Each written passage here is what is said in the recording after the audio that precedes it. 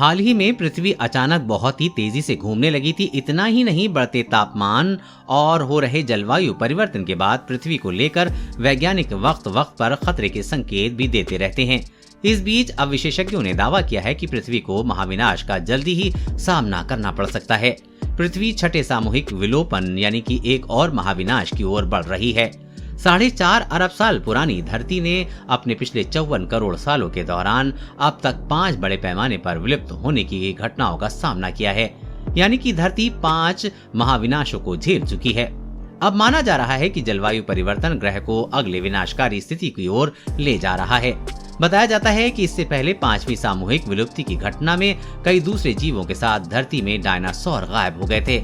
वहीं इस बार अगर ऐसा होता है तो इस विलुप्त खतरे के शुरुआत में भी इंसान गायब हो सकते हैं।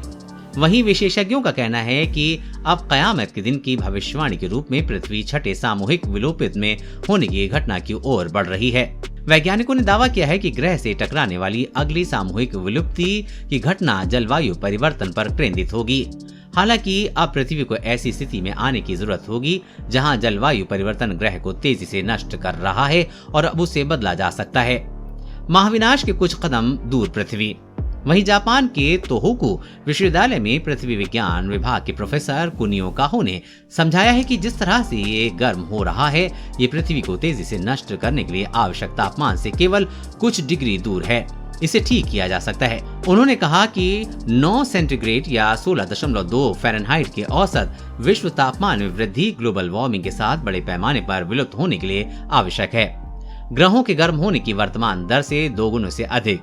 इधर यूके सरकार की वेबसाइट के अनुसार 1880 के बाद ये संयुक्त भूमि और समुद्र के तापमान में 0.14 फ़ारेनहाइट या 0.08 सेंटीग्रेड प्रति दशक की औसत दर से वृद्धि हुई है, यानी कि साल 1880 और 2022 के बीच लगभग 2 डिग्री। हालांकि 1981 के बाद से वृद्धि को औसत दर 0.18 सेल्सियस या 0.32 फ़ारेनहाइट है, जो कि ग्रहों के गर्म होने की वर्तमान दर से 2 गुने से अधिक है।